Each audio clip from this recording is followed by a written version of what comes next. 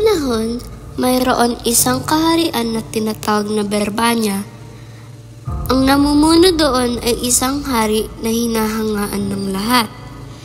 Dahil sa angking kausayan, maganda ang naging pamamalakad sa Berbanya. Ngunit, isang araw, nagkasakit ito.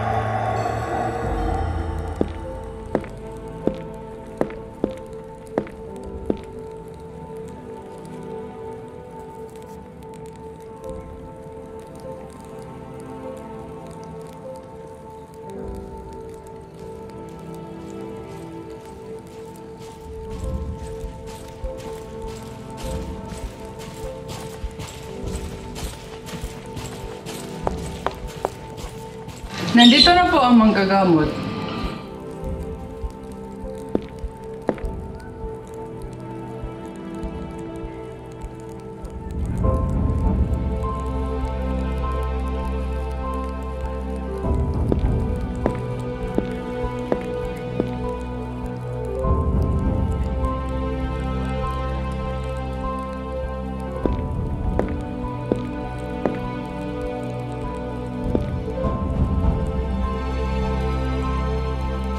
Ang sakit ng hari ay bunga ng kanyang panaginip. Ito ay totoong mabigat at maselan. May lunas po ba ang karamdaman niya? Huwag kayong mawawala ng pag-asa, Mana Prinsipe. Sapagkat may mabisang gamot na magpapagaling rito. Kailangan niya mapakinggan ang awit ng ibong Adarna. Saan po matatagpuan ng ibong ito? Ito ay naninirahan sa Bundok Tabor. Makikita niyo ito sa isang punong tinatawag na Piedras Platas na makinang. Mga anak ko,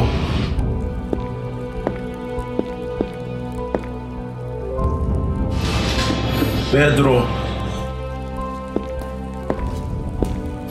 Ano po ang aking paglilingkod, aking mga? ikaw ang nakakatanda. Maaari bang huli ng ibon na ito para sa akin?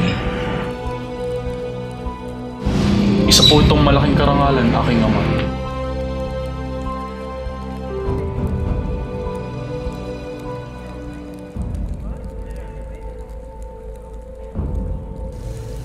At iyon nga ang nangyari.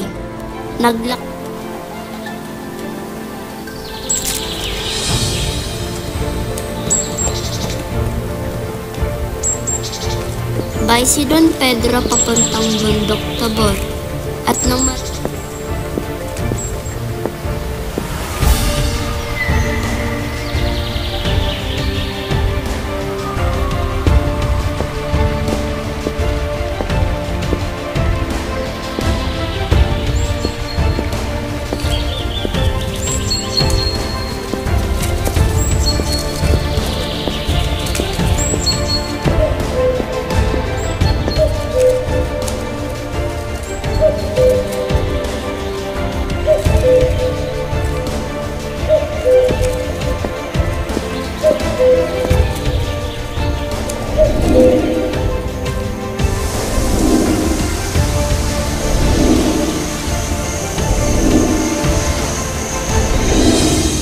kaya itong bundok?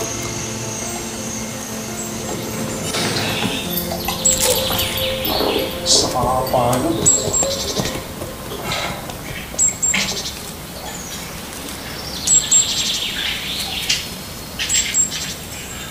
Okay lang tinitira ng ibong Adarna. Parang wala naman dito ang ibong ngayon eh. Mas mahirap naman yung pahinga ako pag patuloy ko ng tubukas.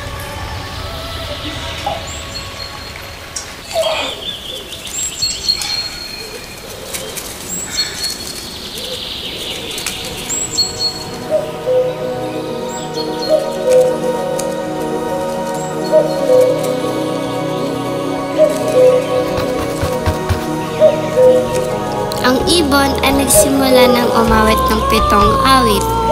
Kasabay nito ang 7 beses na pagbalik nito ng balahibo. Mayugali ang ibon na magbawas pagkatapos ng kanyang magandang tinig.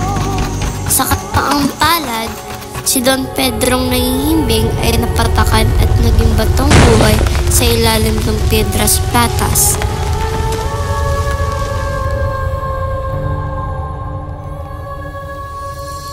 Sa hindi pagbalik ni Don Pedro, nagkagulo ang buong Berbanya at ang ipinadala naman ay si Don Diego.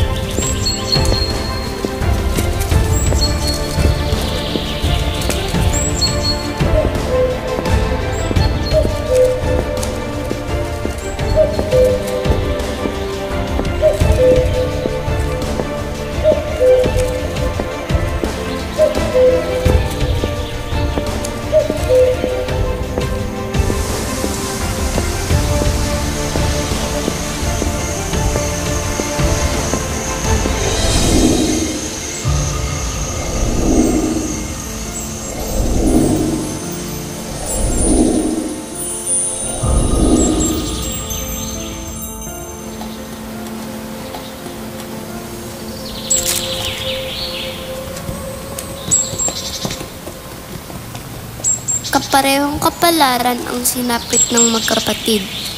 Nakinig ng awit at siya'y napahimbing. At sa pagkakahimbing, napatakan ito at siyang kaawa-awang naging batong buhay din.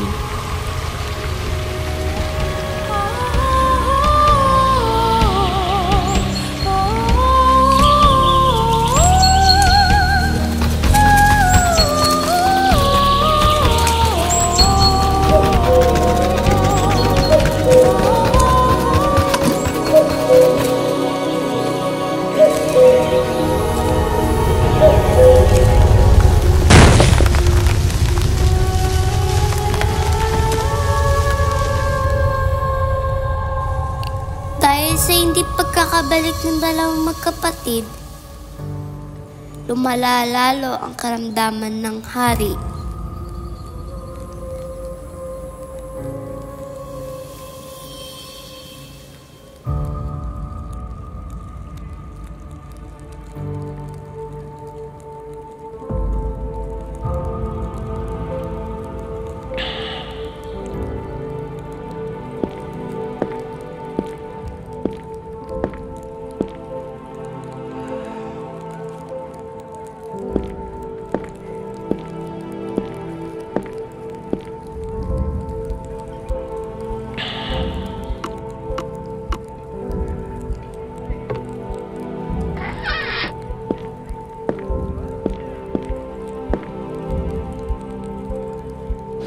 Ama, nais ko po kayong gumaling.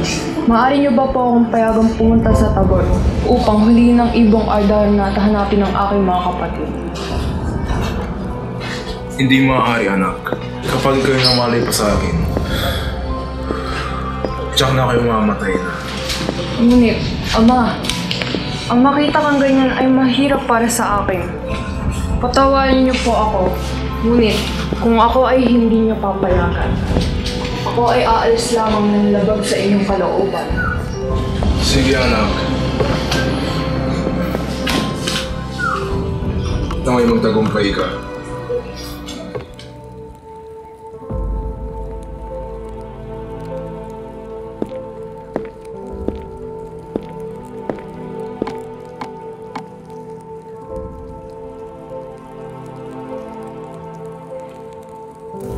Umalis ang paboritong anak ng hari kahit labag ito sa kanyang kalooban. Hindi tulad ng dalawang kapatid, umalis siyang 5 tinapay lamang ang bakon at hindi siya sumakay ng kabayo. Sa bawat isang buwan ng paglalakbay ay tsaka lamang niyang kakainin ang tinapay.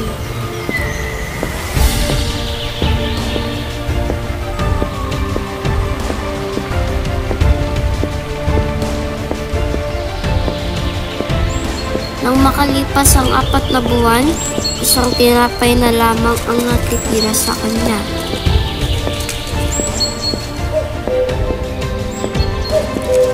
Sa kanyang paglalakbay, nasulubong niya ang isang leprosong matanda.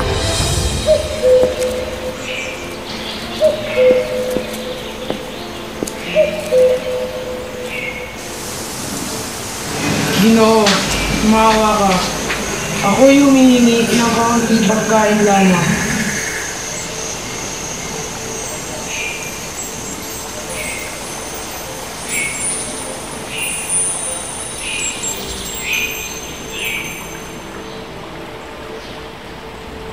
Maraming salamat, Ginoo.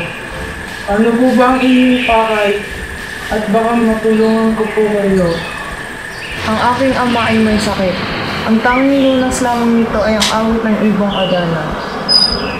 Nauna ang 2 kong kapatid, ngunit 3 taon na sila lumisan.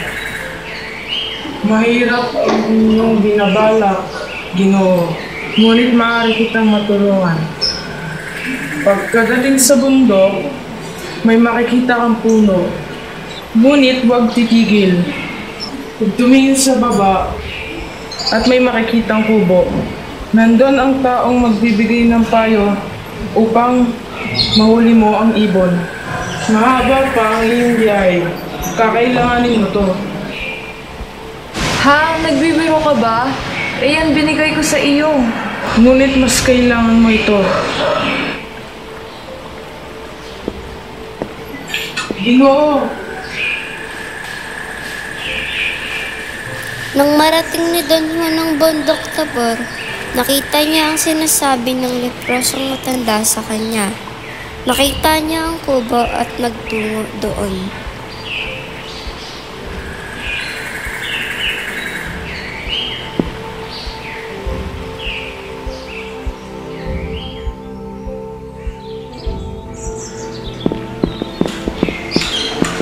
Ako ba'y namamalik mata lamang o kamukha mo ang nangling mo sa akin ng tinapay? Ano ba ang iyong hangarin? Ako po'y naririto upang huliin ang ibong alam na magpapagaling sa aking ama. Hindi ganun kadali ang aming pakay ko noon. Sigurado ka na ba sa iyong balak? Natiis ko ang gutom, pagod at puyat sa paglalakbay. Sigurado na po ako sa pangay. Kung gayon, ganito ang gawin mo. Sa Piedras Platas na nanaan ang ibong Adarna. Dumarating ito tuwing hating gabi. Sa pagdapo nito, ito ay aawit. Ang pagkaawit nito ay nakakanto. Iwasang hindi makatulog doon man. Ito ang labaha at daya. Sa pagkakataon ito yung umawit, iwain mo ang iyong palad at patakan ito ng daya. Tiyak ang antok mo ay mawawala. 7 beses itong aawit at 7 beses din ito magpapalit ng balat.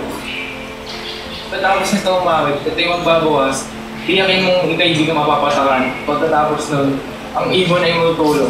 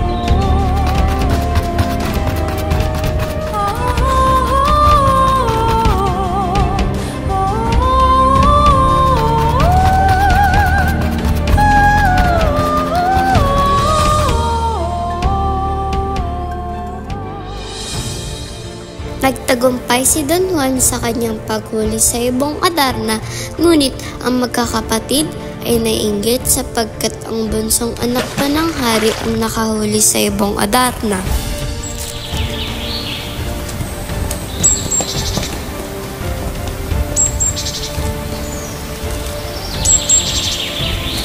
Kinumbinsi ng pangani na si Don Diego na patayin si Don Juan sa pamamagitan ng pagbubugbog.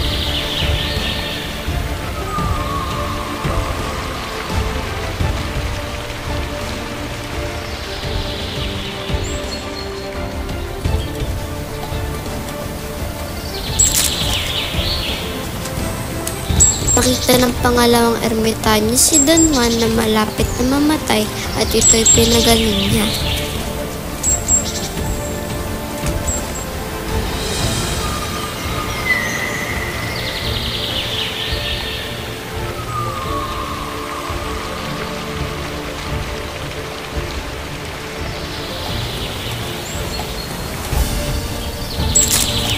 Madaling bumalik ang bunso sa Berbanya pagkagaling nito.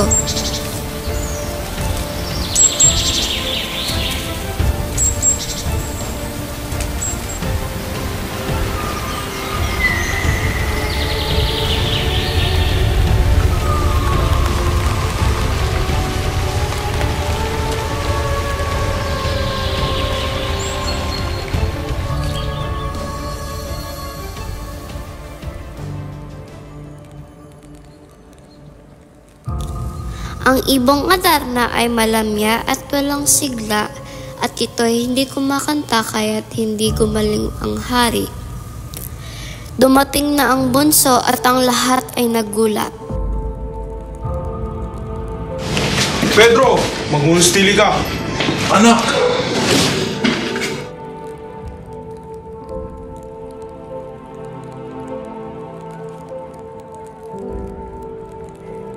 Saan ka nang galing? Maaari mo ba ipanawalan sana ang totoong nangyari? Mahal naming ama. Mahal na hari. Ako na po ang bahalang magpaliwanag. Ipinaliwanag ng ibong Adarna ang lahat ng totoong nangyari. Mula sa paghuli ni Don Juan sa kanya at sa pagligtas sa kanyang dalawang kapatid na naging bato, hanggang sa pagtaksil ng dalawa niyang nakakatanda na kapatid sa kanilang bunso. Sinabi ng ibong Adarna ang mga binalak nila Don Diego at Don Pedro na gusto nila patayin si Don Juan dahil sa inggit na ang bunso pa ang nakahuli ng ibong ito. Anong ginawa sa inyong kapatid? Ama, toorin mo po ang aking mga kapatid. Anak mo rin po sila.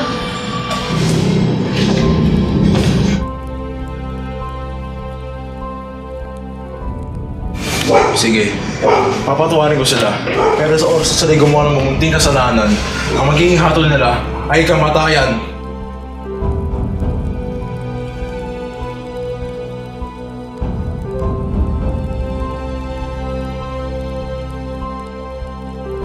Mula noon ay muling naging masaya at papayapa ang pagsasama ng mga magkakapatid at naging maunlad muli ang buong kaharian ng Berbanya.